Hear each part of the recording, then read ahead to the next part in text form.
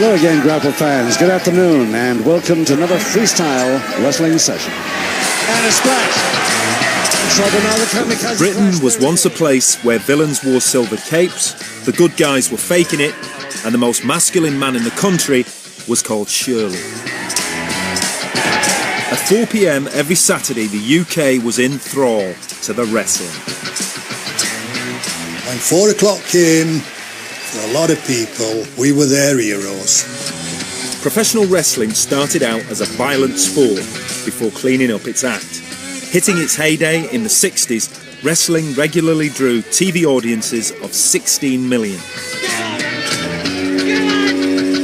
It played out like a soap opera. The quintessential good guys, like Big Daddy, would engage in epic battles with the baddies. People loved Big Daddy. He was one of the big figures of the 1980s. He wasn't a brilliant wrestler because he was more fueled by best bitter and pies than he was by exercise and gym. The baddies were Mick McManus or the masked men like Kendo Nagasaki, who would never reveal their true identities until they lost. The mythology was that one of them was a very prominent member of the royal family. So I used to think, who could it be? Is it Prince Philip? The fans loved it and bought into it a bit too much. If they didn't like someone, they would hit them in the back and think nothing. And we've even had cigarettes stubbed out on our backs. Once some chap come up and stuck a foot and mouth injection in the back of my bottom. But by the 80s, wrestling seemed out of step with popular culture. The bubble burst. The sport of wrestling is being counted out on television tomorrow after 33 years. This is the story of the rise and fall of professional wrestling. The champions, the characters, and of course, the rabid grannies. Greetings, Grapple fans.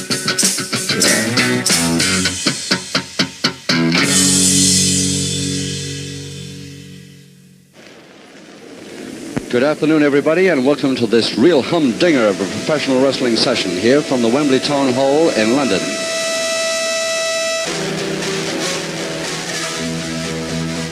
(1962), a smoky Wembley filled to the rafters.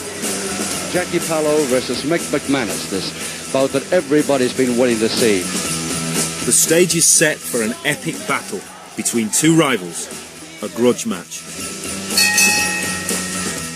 They drew 22 million people to one bout that they had, which was almost half of Great Britain. The rivalry was talked about by the whole nation, and this was their first high-profile contest. For the following 7 days, it seemed like the whole country had seen the wrestling. You never met anyone who hadn't seen it.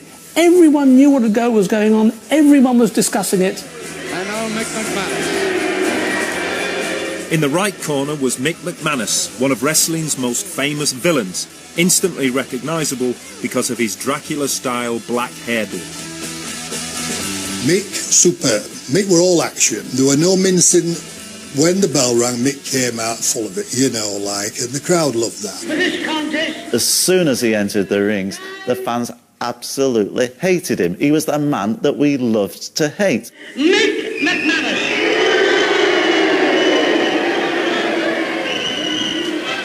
There's Jackie Pallow, refusal of McManus to take on this boy from Highbury. On his left, his arch nemesis, Jackie Mr. TV Pallow, a charismatic figure who wore striped trunks and a gold lame jacket.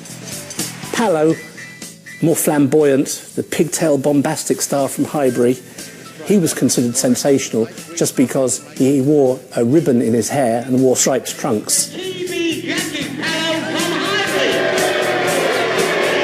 He presented himself a little glamorous, he had a little bit of glitter on, and he used to waggle his head and come. When they come, go on, Pallow, you're rubbish. Yes, but you're paid to come and see me, all that stuff like. Mick McManus in the black trunks with the short widow's peak combed downwards. Now this is the needle match of all needle matches. Pallow has been trying to get this Southern area welterweight champion McManus to agree to this bout for a long time, without success. Their dislike of one another was notorious. This was stoked by promoters eager to maximise their appeal. Pallow chops now on the forearm smashes. If he starts that forearm smash bed, an attempted leg dive on the bell, and McManus won't stop. And Stan Stone really trying to separate these two men. Oh, this is going to be a humdinger. All in all, there were 6 high-profile grudge matches fought over the next 11 years. And they really didn't like each other. I mean, they loved each other in the ring because it meant that they were top of the bill and they were all earning, you know, both of them were earning kind of great money. And they brought each other up, if you like. But in the end, what had become a kind of showbiz thing really developed into a real thing. Both men just going to slog it out from now on. They won't have time to think what... This match between McManus and Pallow marked the start of professional wrestling's golden age. It was the seamless blend of sport and entertainment which captured the imagination of the public. As a sport, it called for strength and agility, but as an entertainment, it called for the skills of an actor. Wrestling's origins are appropriately in the music hall.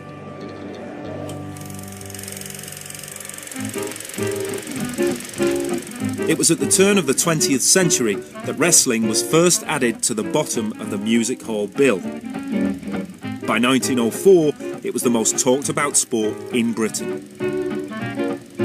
Wrestling been going a long time, it has. It goes right back to the music hall days when they used to roll a mat out on the stage. They'd have it in the paper that there's £5 or £20 for any young man that can pin his shoulders to the mat for free.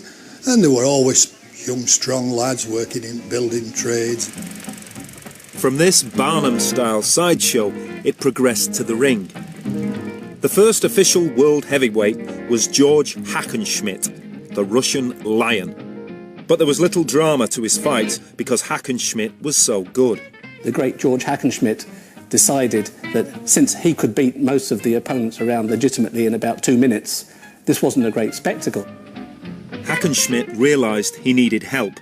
Enter promoter C.B. Cochran, a music hall impresario who began to teach him the art of showmanship. The bouts started to last a lot longer with supporting bouts, and that's where modern professional wrestling was born. By the 1930s, the sport was everywhere, but it had mutated into an all-in form of wrestling. A free-for-all of biting, gouging and chair hurling. This no-holds-barred style of wrestling wasn't licensed or controlled by anybody. It was a very macho man affair, you know, like it had been labelled the Grunt and Grannies. Probably meant good for that period, you know, they used to sweat in the holes and hang on, they did it. And the crowd responded according to the efforts. Weapons were part of the proceedings, and you could even be kicked in the testicles. Most matches ended in brawls inside and outside the ring. There was eye gouging and ear biting. There was no national structure. The rules weren't clear. It was called all-in wrestling or catchers-catch-can wrestling. Nobody was really clear what was going on. It was a long series of very successful one-off bouts, but it didn't have any future. There was no great brain behind it. Due to this excessive violence, London County Council banned pro wrestling in the late 1930s, leaving the business in rough shape just before the outbreak of World War II.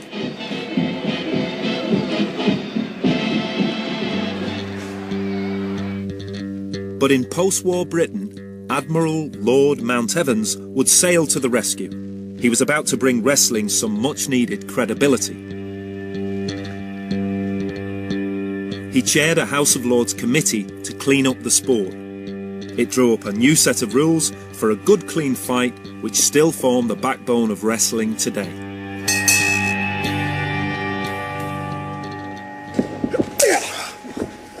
This is the main start to a match. This would be the important lock-up where you can push the gentleman this way, he can push me this way, and it's just a way of getting the better of each other wrestler.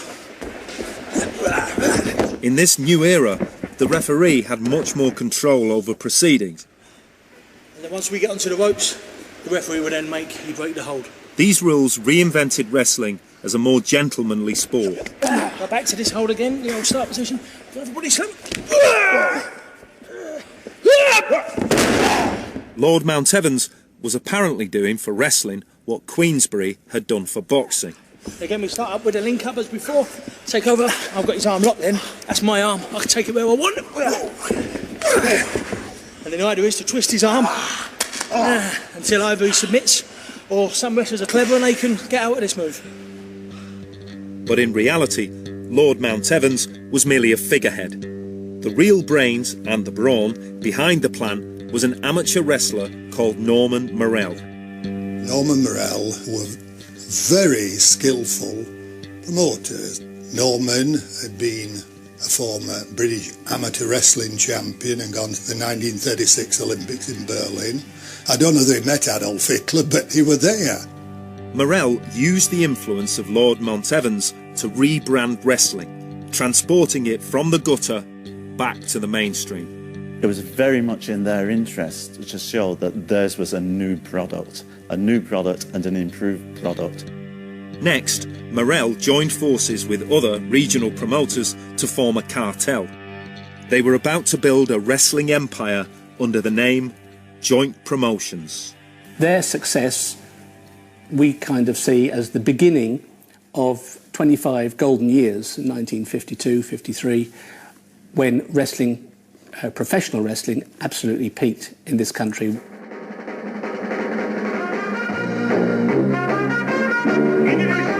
the blue corner, from London, we have Stephen Logan.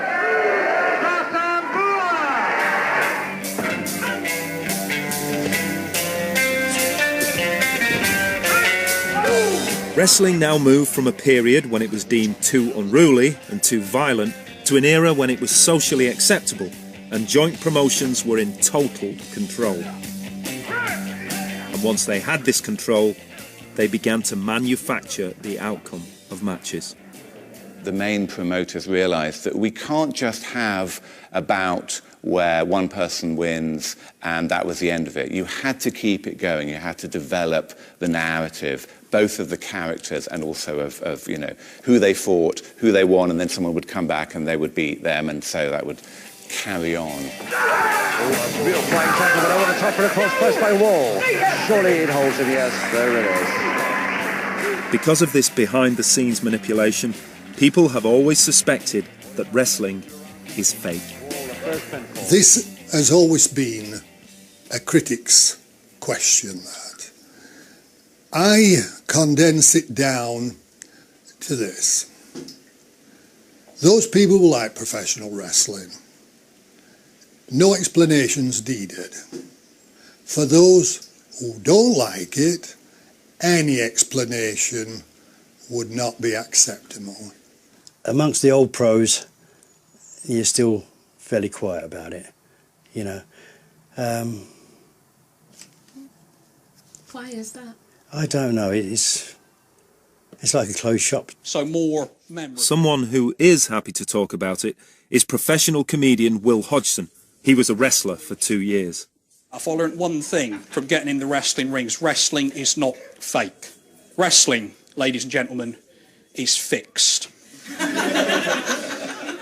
There's a big difference, a gulf difference. If I put you in the ring with Floyd Mayweather, mate, and said, don't worry about it, I'll fix the fight, lay down in the 12th round, you'd be rightly concerned about the preceding 11 rounds and the damage.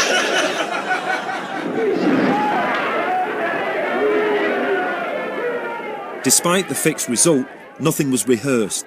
Wrestlers were still very competitive, taking real knocks and real risks. Wrestling in Britain was never, ever choreographed. In actual fact, if you wanted to get a smash in the face from a wrestler, just say to him, like, do you have to rehearse this? We heard that a few times, and I tell you what, there's one or two wrestling fans got to learn the hard way. They were absolutely ad-libbed in the ring, and that was sort of the key thing. And that's, in fact, what made them a great wrestler. If they could ad-lib well enough to convince you that it was real. No matter how spectacular a wrestler was, it was up to Joint Promotions who won. They were busy creating a soap opera with a simple morality. The first thing was to easily identify who you should cheer for and who you should boo. There were the good guys, or the blue eyes as they were known. Frank Reimer was an archetypal blue eye, blonde and good looking. I would be, I suppose, what you would call a blue eye. The villains would tend to knock me around a little bit. I would sort of keep to the rule books as much as I could. People should know within seconds of clapping eyes on you which one you are. A good-looking male will be a blue eye. The nice, pretty boy will be a blue eye. I was a goody-goody. I wasn't the best-looking guy around, nearly, but I wasn't quite the best-looking guy around. And then there were the villains, or the heels, who tended to look a lot harder and flaunt the rules. I said to an old wrestler one time, Steve Logan, and I saw him training in the gym, and he was coming out some beautiful holds. I said, Steve, why don't you use those holds in the ring? He said, look at me. I'm bloody ugly. He said, doesn't matter what I do in the ring, they still boo me. The evil foreigner heel used to be a classic one. All the masked men are usually heels because you don't trust men with masks on. Even though masks look really cool, they're hiding something and they're up to some dastardly plot. The story in the ring would play out with the hero initially taking a pounding. They're slowly getting the very life and consciousness suffocated out of them. The referee will then lift the arm and it will come down like a rag doll. And on the old days, they used to have like an old woman from the St. John's ambulance would sometimes come on and try and revive the wrestler with smelling salts or brandy or what have you to try and get him out of it. But it looked like they'd been like they might be experiencing brain death. I see St. John's anywhere to be found. St. John's. Those old ladies with their handbags completely believed he was a very nice man that was being beaten up by a very nasty man, and they were on the side of the nice man and they didn't want him to be hurt. It was incredible theatre. In the end, the hero would usually triumph with a last-minute victory. Any movie you go to, you wait for the villain to get his comeuppance at the end. I mean, that's what you do. The fans didn't care in the end that it was fixed. It was like seeing a good play. You know they're actors, but you suspend your disbelief. It's tough working class guys doing this sort of science fiction comic book pantomime. And if you're like me, someone who's not good at sport, it's a sport that appeals to you because it is a sport, but it's not really a sport. But what did it take to become a champion? In a drama scripted by Joint Promotions, how did you get to the top?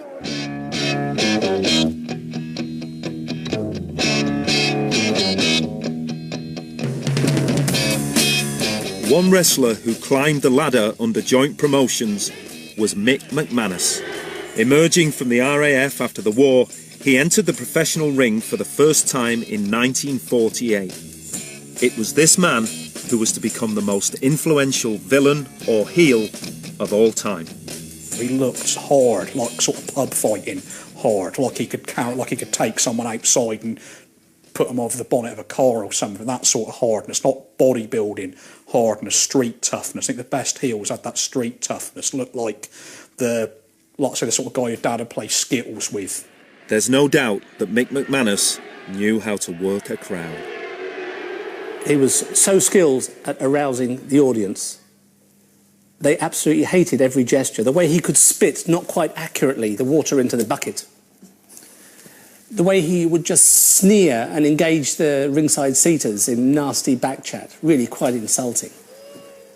And the way he would win his bouts, usually by some lucky twist of fate towards the end, overcoming a heavier, younger, more attractive, more skillful opponent.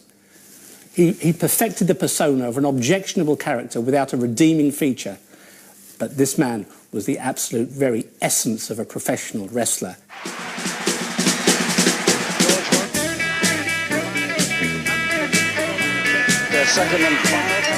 Mick was carving his own niche as the man we love to hate. He also acquired his own catchphrase. In the 60s, it seemed that this was all you needed to propel you to stardom. I'm free. Seems like a nice boy. I didn't get where I am today without having a little champagne, not too much, just enough. Oh, you are awful. But I like you. Nice to see you. To see you! He had these enormous cauliflower ears, and of course they hurt when you do get them hit. So he was forever saying, don't touch the ears, leave the ears, and it became like a catchphrase for him. The one thing that drives McManus more crazy than anything else, treatment to the head, especially the ears. He put his hands over the ears and warned the wrestler not to touch his ears. There was probably nothing at all wrong with his ears, but it created huge reaction amongst the fans because all we wanted to do was see a wrestler get hold of those ears. The promoters capitalised on Mick's box office appeal by setting up the infamous grudge matches with Jackie, Mr. TV Pallo, a wrestler Mick was known to dislike. TV Jackie Pallo! These bouts were a massive draw. The hatred was genuine, and those who witnessed McManus and Pallo fight live believe it wasn't fixed. West after that massive loss of hair. This versus Mick McManus in the black trunks with the short. Every so often there's a fight called a shoot, where they still have to work within the rules, but it's a real fight. Pop artist Peter Blake was among the 8,000 capacity audience for their 1967 match.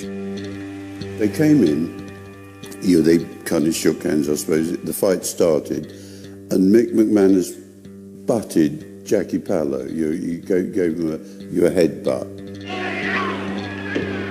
And then they came together and he nutted him again. And he probably did it 30 times with no holds going on, just grabbing each other. And then Jackie Pallo realised that his head was totally split open, there's blood pouring anywhere, and the fight couldn't go on. I mean, so it was absolutely genuine street fight.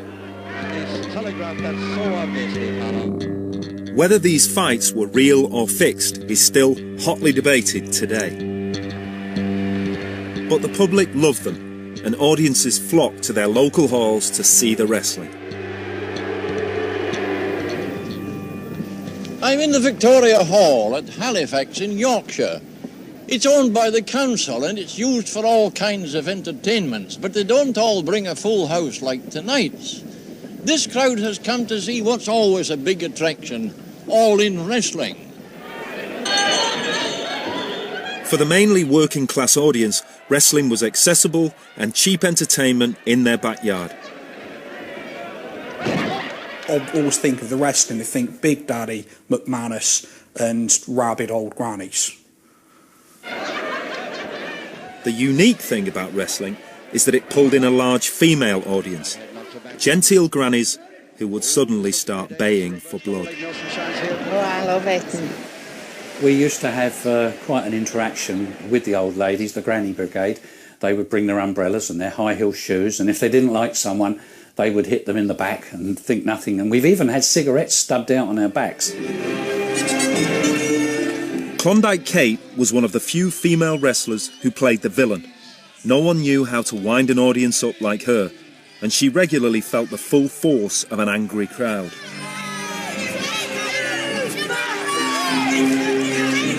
I used to get called all sorts of different names, really derogatory names, and I think if I was in the street and got said that too, I'd be really upset. But being part and parcel of what it was all about, the name calling didn't really matter.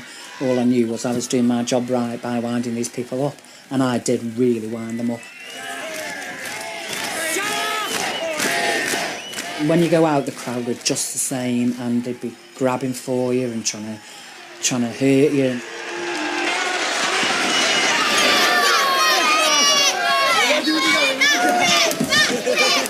No, she wants shooting. She definitely wants shooting. Because she's dirty, definitely dirty. She's not fit to be called a wrestler. How she's the nerve to walk in the ring looking like that, I don't know, in front of all these people. No. She's got no shame at all. No, she hasn't, no. No. None at all. She's just a dirty, big, fat lump of lard. I've been in the ring and sort of stuck my backside out to the crowd And once a chap come up and stuck a foot and mouth injection in the back of my bottom where it hit my nerve and all down my sciatic nerve, and I ended up in hospital a couple of days.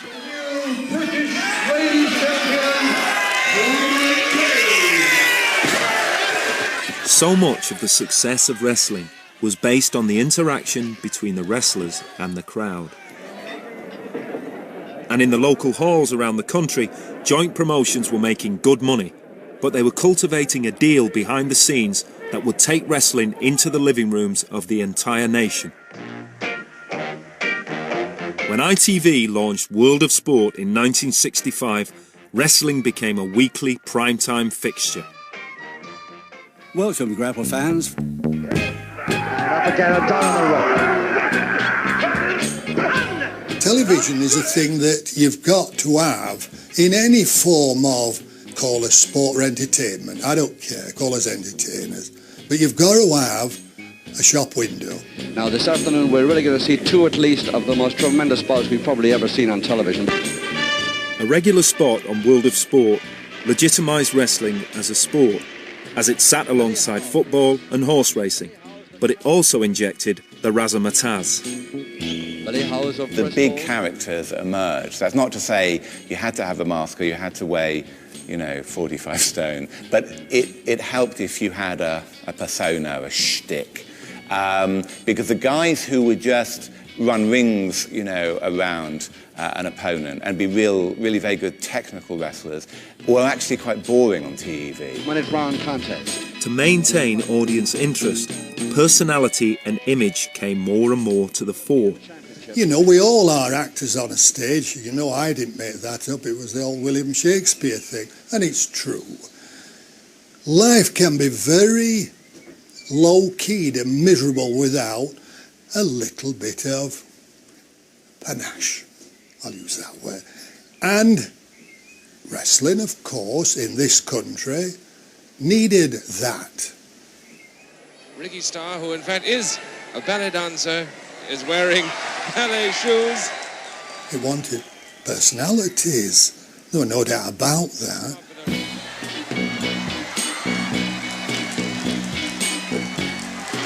The fact that it was now being put into people's homes and became a big family entertainment added the entertainment side to it. And then the wrestlers themselves needed to do more in order to keep that attention.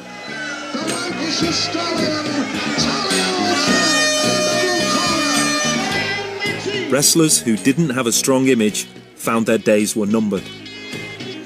A lot of the really good guys just got left behind by TV because they didn't have their particular act.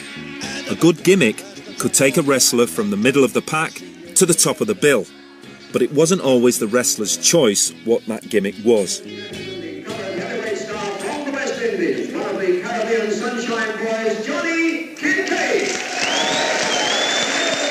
Never mind about the Barbados, they just couldn't spell Battersea. I was born and brought up in Battersea, and when I first went to joint promotions, I said, would it be okay if I'm billed as a coloured cockney? And Jack Dow, the governor, looked me up and down and went, well, you are of Caribbean origin, and so let's keep it to the Caribbean, shall we? Barbados. I went, thank you. So I became a Barbadian, never leaving Battersea. Even then, he realised he didn't stand out entirely from the crowd. There was a lot of black wrestlers around. Honey Boy Zimbo, Johnny Quango, Masambula, the most famous one. So I thought I had to stick out. I was just become a non-entity. He did something drastic. I bleached my hair blonde. The following week after I did my hair, I had a live TV match, and it didn't matter where I walked or drove. People were honking me in their cars and putting their thumbs up. Aye, aye. They're either saying, look at that idiot over there, or that's that guy who wrestler, with the blonde hair. Johnny Kincaid wasn't the only wrestler who had issues. Tony Francis called me Big Bertha. And I was horrified, and I said, no way, I am not. He said, you'll be do as you're told. You're called Big Biff. And I went to Bob. I said, Bob, I can't stand this. Please don't make me be called Big Biff. And what he did was he said, right, we'll change your name and we'll call you Klondike Kate. Your dad's a Mountie in the Canadian police. Actually, my dad was a steel worker, 5'2", and worked on a steelworks in Stoke-on-Trent. As I understand, Klondike Kate is actually the owner of a brothel in the Klondike from the Gold Rush. The personas developed for the television audience ranged from the sublime to the ridiculous. It needed that sparkling in, because people wanted to be able, when they sat in home, they wanted something where they said, hey mother, have you seen him coming out?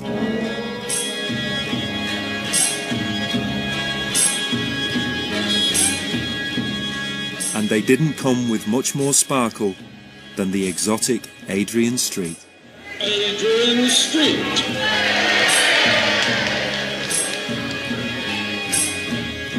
Shiny, shiny, shiny boots of leather.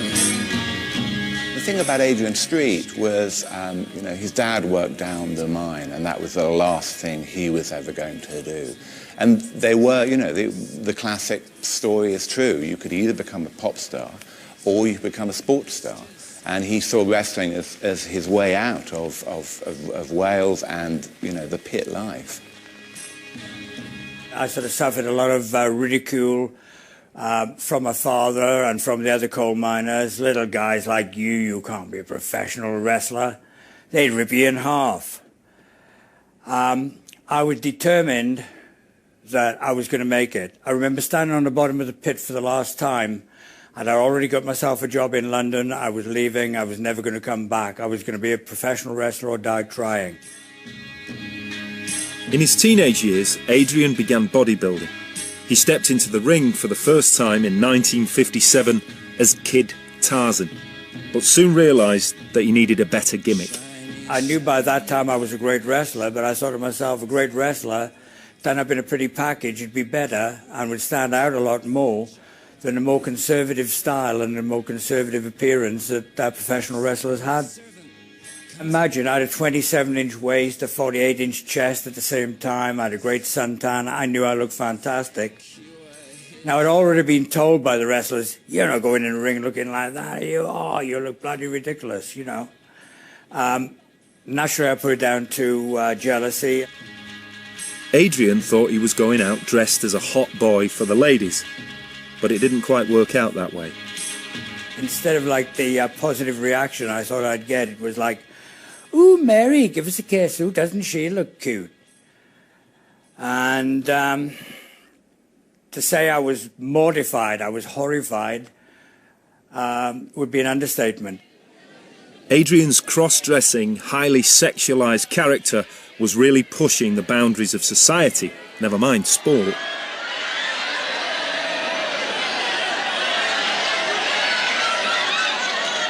But Adrian took the view that no publicity was bad publicity and began to milk it.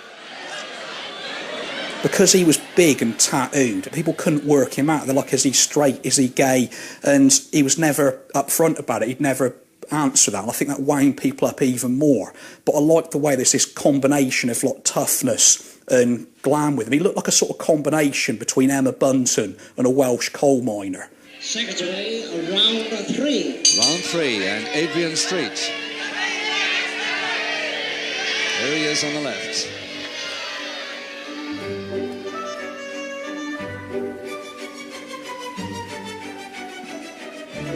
He ignited the fans' fears and prejudices, and perhaps homophobia, with the very minimum of pirouetting and prancing around the ring.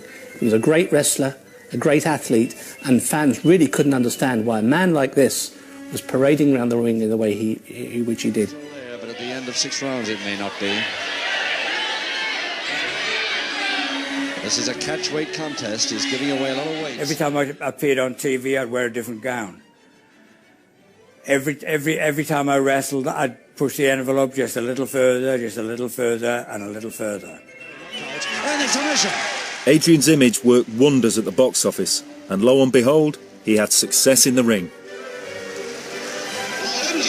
I won the middleweight European title, and the newspapers got a hold of it. They wanted to take a photograph of me wearing the championship belt, and they said, like, where would you like to have this taken? And I said, at the coal mine where I worked when I was 15, when the miners are coming up the pit, the same miners, including my father, that predicted that I would never ever make a professional wrestler. His dad is looking totally perplexed by, you know, what his son has become.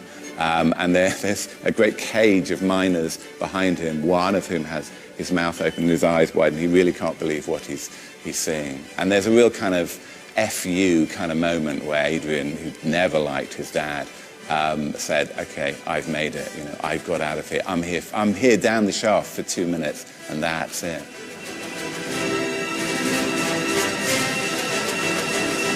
The winner, Adrian Street. It wasn't just sexual ambiguity that provoked wrestling crowds. Prejudice reared its head again when Johnny Kincaid teamed up with Dave Soulman Bond for tag team wrestling. This is an international tag team contest of 20 minutes duration.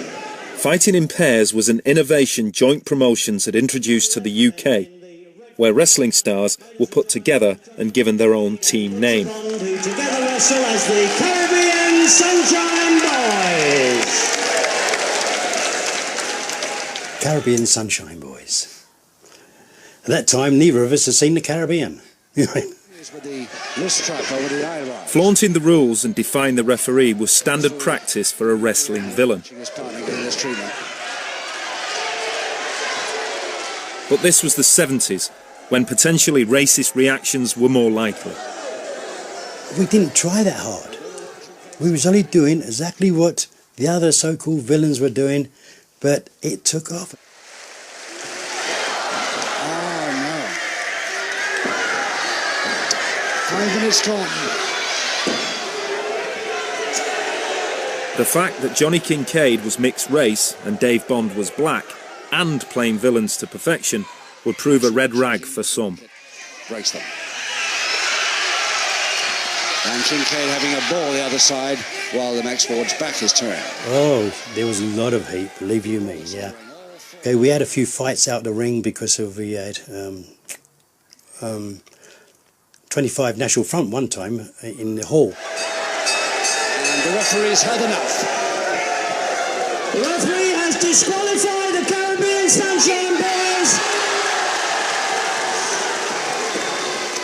So that's it, an exciting finish, and somebody trying to throw water about, and he's going to be in trouble if Kincaid catches him. He's going to have his neck broken. In the interest of safety, after just one televised fight, the Caribbean Sunshine Boys were split up by Joint Promotions. I don't know if it was racial, but we was getting too big. And they have to control you. The promotions have to control you. If your face fits, fine. If it doesn't, then it doesn't matter what you do, you don't get very far. Whatever the reasons, Joint Promotions knew TV was a cash cow and didn't want anything to jeopardise their precious TV contract. The television contract was the prized possession, very carefully won over a number of years by Joint Promotions, and not to be sacrificed at all, thanks to rigorous promotion and high discipline. Someone who was initially considered too much of a maverick for TV was the most notorious masked wrestler of them all.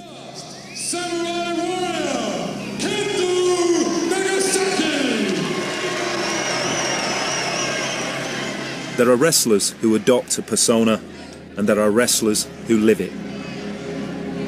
Kendo Nagasaki is a self-styled enigma. This man appeared from nowhere in November 1964 with this incredible costume, kendo outfit, and, to back all of this up, outstanding wrestling skills and strength. Oh, yes, suplex, beauty. And over the Such a beautiful backdrop. A highlight amongst which, for fans, is his very, very dangerous kamikaze roll, in which he turned a somersault with a wrestler on top of his head and landed head down on that wrestler's stomach in the centre of the ring. Worth the entrance fee alone just to witness that. And Kincaid in trouble now. The kamikaze crash, there it is. The kamikaze crash with his head bleeding. Kendo was wrestling in halls all over the UK, but joint promotions kept him off our TV screens for the next 7 years. From his 1964 debut through to 1971, Kendo Nagasaki didn't appear on television wrestling. And the reasons for this, we can deduce, would be that his persona and his outrageous and very fierce ring antics were just a little bit too much for genteel tea-time television around the country. But by 1971, the promoters could no longer ignore the allure of Kendo Nagasaki, and he was finally allowed on World of Sport. This was when the obsession began. Who was that masked man? My ambition was to be Kendo Nagasaki. Right from the beginning, he was an intriguing figure. He always won.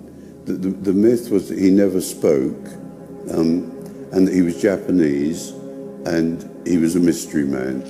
The myth was that he had some sort of big Japanese samurai connection, and he would come in with this great sword and throw salt over his shoulders. His first manager, gorgeous George Gillette, who would do all the verbals, because masked men, you know, don't talk in case it gave away their identities. Greatest wrestler in the world today, the mighty, masked and mysterious King Kendo Nagasaki.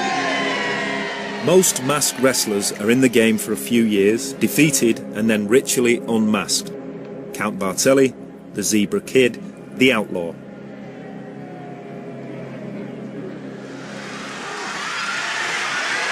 And the mask is on his way. It's up to his top lip already. Everybody wanted to see what was underneath that mask. This was the old idea of it. He wore a mask to hide his identity because he was a businessman, right? And if people saw his face, right, they'd rather talk about the wrestling than the business. So that was the idea of wearing the mask. But he was good enough to keep it on. You know, he was a good wrestler. After resisting the efforts of others to unmask him, he voluntarily revealed himself to the public in 1977.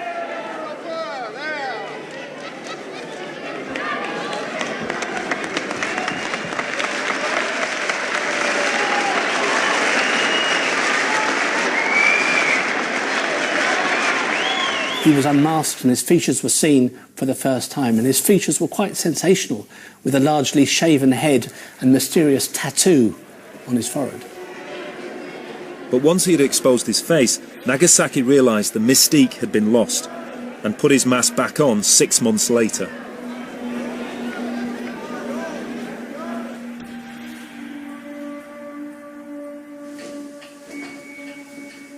Today, Kendo Nagasaki still refuses to remove his mask or speak on camera. His answers are spoken through his spiritual advocate. The man behind the mask was guided by the spiritual being Kendo Nagasaki to become a professional wrestler and to wear a mask. Kendo Nagasaki himself has had lives on the earthly plane as a samurai warrior. He was Shinwemon Nagasaki, who perished in the siege of Kamakura in 1333, and he lived in the great city of Nagasaki at the dawn of the Tokugawa shogunate in the early 1600s.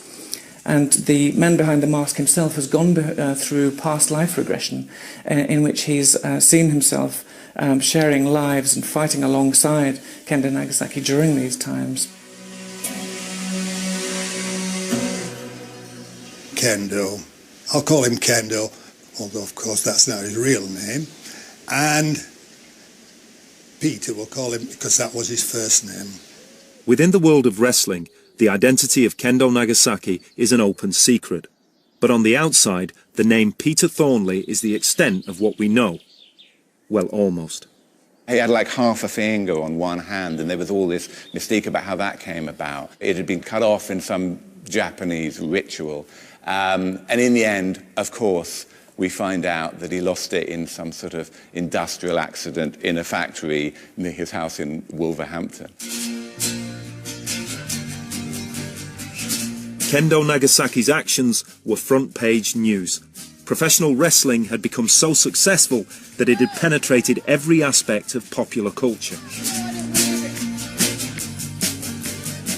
And there you see Mick McManus, don't you? Yes? Prince Philip and Her Majesty the Queen used to come to the Albert Hall every month and see the wrestling, regular as clockwork, great fans. The Beatles and Mick McManus were great buddies. The wrestlers were everywhere. Many were regulars on the Generation Game. It is Mick McManus. There we are then, Mick. You want to get a nose like that? You couldn't have you. But behind the scenes, a shift was about to take place. By the mid-70s, the old guard of joint promotions were keen to retire, but they had a successor in mind. I don't give a damn what the doctor says, he must be there. For all its success, wrestling needed a shot in the arm. Fans were tiring of the familiar names. What we'll do then, Keith? Max Crabtree knew it was time to innovate or die. We had to just try and bring it in a little bit, with a bit of flair. It was the only way, you know, it needed a kick up the backside, you know. It was at this point that from the dole queue came Max's middle-aged brother, Shirley Crabtree. He had been a wrestler, but none of his previous gimmicks had broken through. He came to see me, he said, I don't know, he said, I seem to have run into a brick wall now, my old career's gone, old cock. I said, listen, I want you to be Big Daddy. I shall not be moved. Big Daddy would change the face of wrestling and become one of the most revered and reviled names on the British scene.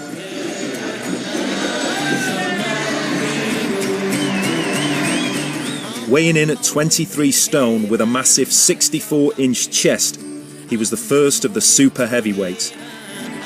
Big Daddy was an immediate hit with the audience, revitalising the flagging sport. So, the flyer, but Big Daddy's body was there, just like a brick wall, and he bounces off.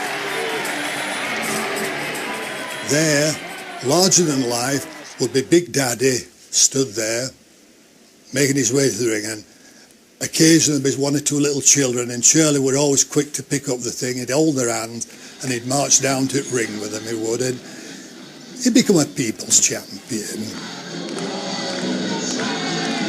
People loved Big Daddy. You can't overstate enough how popular Big Daddy was. He was one of the big figures of the 1980s. He was everywhere. He was on kids' telly. He was in Buster Comic. He'd bought Buster Comic, and Big Daddy had a cartoon strip in there. He had an annual, same as Spider-Man and Superman and Dennis the Menace had their annuals. Big Daddy had an annual as well. He wasn't so much a bloke. He was a real-life superhero in that living cartoon character.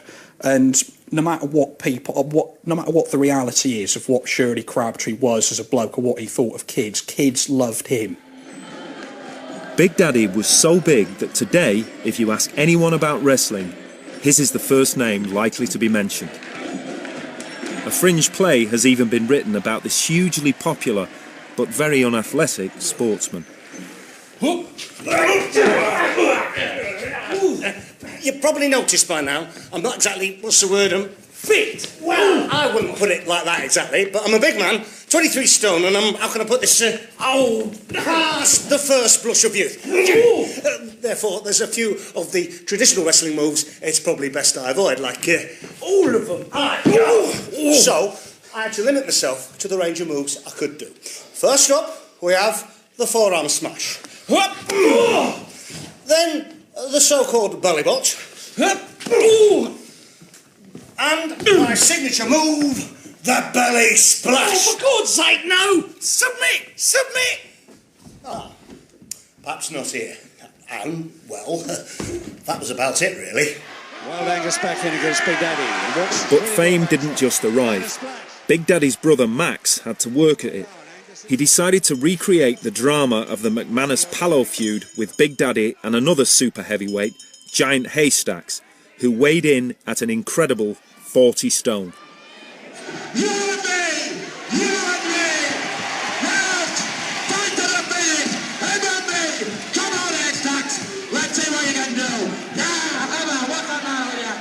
There's a magic of certain people.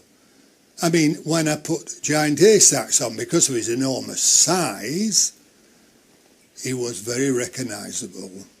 The 6'11", 40 stone, the Giant Haystacks.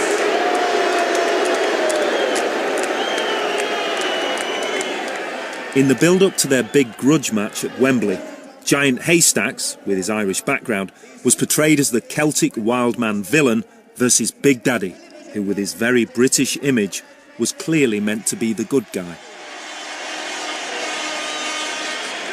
They become emblematic of traits of British character, and you know, Big Daddy sells himself as a modern John Bull, really. You know, he comes and he's got a Union Jack waistcoat, top hat, he wears a tin helmet during the Falklands. He's very deliberately making himself into the kind of blitz spirit John Bull. And Giant Haystacks, Martin Ruane, he was you know, Irish by birth, and he's very deliberately summoning up something Celtic and rural and sort of pagan and untamed. You know, he's a great sort of, he was wearing sort of bib overalls, you know, and he's a wild man. In the one corner we have John Bull, civilization, the town, the city, empire, versus in the other, wild, dark, untamed, pagan, rugged heath. We got any of them custard creams? Top drawer. It's light versus dark, Shirley. The most primal struggle of all, good versus evil. You'll be making £100 a night. But I can't stand it. No one can, that's the bloody point. You're about to go. Stratospheric. Got any bourbons? Kitchen table. The referee inside the ring, Craig Green of London, and Dave Rees from Shrewsbury, the referee outside the ring watching points. This bout will continue. Big Daddy versus Giant Haystacks at Wembley Arena in 1981 was the biggest wrestling event of the 80s, but the cracks were beginning to show. By mutual agreement, the final showdown match. I was one of those kids that were cheering for Big Daddy and liked the big Yorkshireman squishing people, this big belly. We loved all of that, but I can see how that wouldn't sit well if you'd spent years mastering ring craft. Michael Brooks only.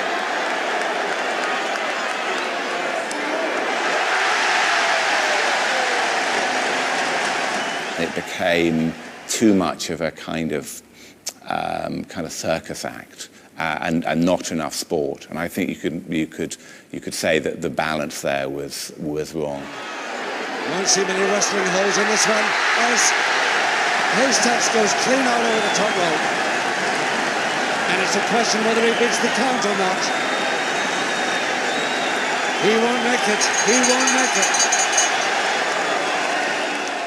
The bout lasted for just 2 minutes 50 seconds. The pre-match build-up was longer. It was a far cry from the 25 minutes McManus and Pallow fought. The huge face-off at Wembley Arena in 1981. It's really quite lame. You know, the audience aren't getting their money's worth. In fact, we got a lot of it over the commentary table at ringside. Big Daddy has always been a point of controversy amongst the boys, but I don't wish to be detrimental about anybody, because wherever that man appeared, he put bums on seats, if excuse my language. He filled any hall that he was in, and that's what the business is about. No one's ever claimed it's the most sophisticated form of entertainment. Of course, much of it Despite Big Daddy's popularity, wrestling suffered a steady decline throughout the 1980s. The sport had tipped over into pure spectacle, and the fans knew it. £30 a night, and there are clearly easier ways to make It almost killed itself by refining itself to the point where the sporting element drifted away, and that was fine until you realised actually it had only become showbiz, and people had sort of cottoned on that actually what they were watching was the same thing over and over. Eventually, it becomes irrelevant because they just get canned. It's a tragedy in leotards. The final nail in wrestling's coffin came in 1988. Greg Dyke, the director of programmes at LWT, pulled wrestling off the air. Finally, the sport of wrestling is being counted out on television tomorrow after 33 years of regular televised bouts. Television throws out the Grunt and Groaners. As wrestling's audience has been halved over the years, it has to go. I think it was cancelled prematurely. I think it was done a massive disservice by being cancelled. I think it was cancelled when it was still popular. I think that Greg Dyke cancelled it because it was one of these for your own good things, that it's not good for people, that it's lowbrow entertainment and people should be watching something else. I'm going to end up playing the class card here, but I think people, the main audience of wrestling was working class, and I think it was victim of a kind of sneery attitude by some of the media towards the people that were watching it. The idea was that it was being watched by people that were ignorant in some way because of their class, because of their background. One of the main problems is that the audience it attracts is not the sort of yuppie market so cherished by advertisers and television companies. The country had changed. Thatcher created this far more aspirational society, and wrestling, if it was anything, was not an aspirational sport. And it looked faded, and it was still basically lost in the 60s. And so, you know, it wasn't going to pull in the big ITV advertisers that were needed. But TV didn't kill off wrestling completely. It's still staged in live venues today. Tonight, celebrating 50 years of wrestling here at Fairfield Halls. But without the shop window of television, it struggles to fill places like Croydon's Fairfield Hall.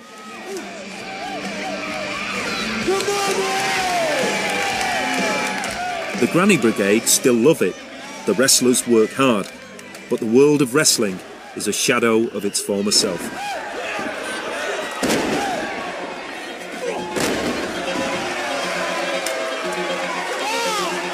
The old names of Reimer, Kincaid and Street have a reunion every year and are still a hit with fans.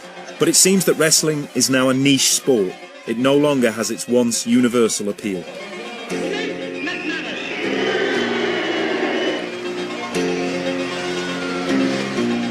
Yet wrestling's heyday will live on long in the popular memory. The great characters, the great feuds, and the wrestlers who put their bodies on the line for our entertainment. Those men gave their bodies night after night, smashing and banging around a ring for 40 years of their lives. Their hips and their knees have been replaced, but it was worth it to them because in that heyday, they were superstars. So let's give the wrestlers themselves the final word. I've been a wrestler for many a year. The game's been good to me. It's not as easy as people think. Take a look at me and see. My arms are broken, some teeth are gone. I find it hard to chew, but this is what most wrestlers get, trying to entertain people like you.